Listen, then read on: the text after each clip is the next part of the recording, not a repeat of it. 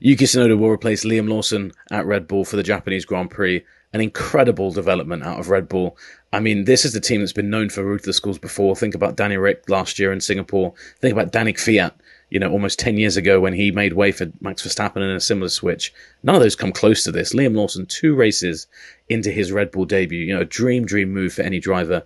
And it's all in tatters. He goes back to the junior team that he was promoted from last season. And in his place, for his home race and for the final Honda race with Red Bull in Japan at Suzuka, Yuki Tsunoda steps up. An unbelievable set of circumstances. 10 days ago, if you'd asked me, is Yuki Tsunoda ever going to race for Red Bull? I'd have told you categorically no.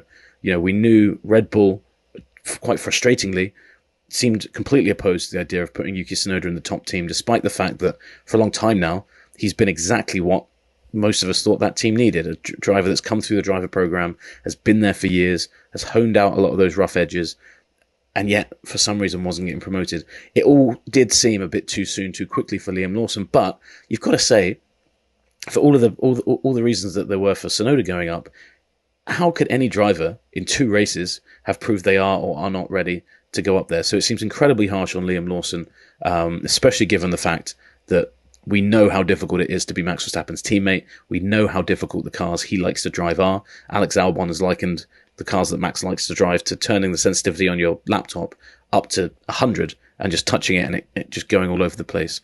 So to have entrusted that into a driver that only had 11 races to his name before this season perhaps was a mistake. And this switch is definitely Red Bull admitting that mistake. The biggest question here, I mean, there's a lot. What happens to Lawson now? What's Max Verstappen going to think about all this as well? But for me, this is make or break, obviously, for Yuki Tsunoda.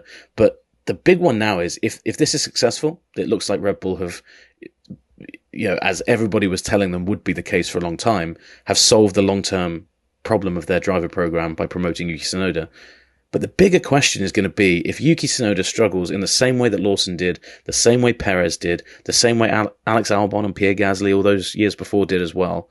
What on earth does Red Bull do then? They'll have burnt through Tsunoda, burnt through Lawson. Isaac Hadjar's nowhere near ready for that. They have Lindblad in Formula 2, but he's not even had a Formula 1 test or debut yet.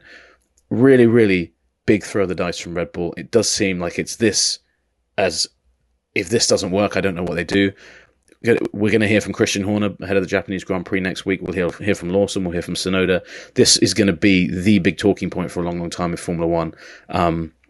And yeah, news I never thought we'd be reporting on because, as I said a few days ago, it just seemed completely impossible. Thanks so much for watching ESPN on YouTube. And for more sports highlights and analysis, be sure to download the ESPN app. And for premium content and live streaming, subscribe to ESPN Plus.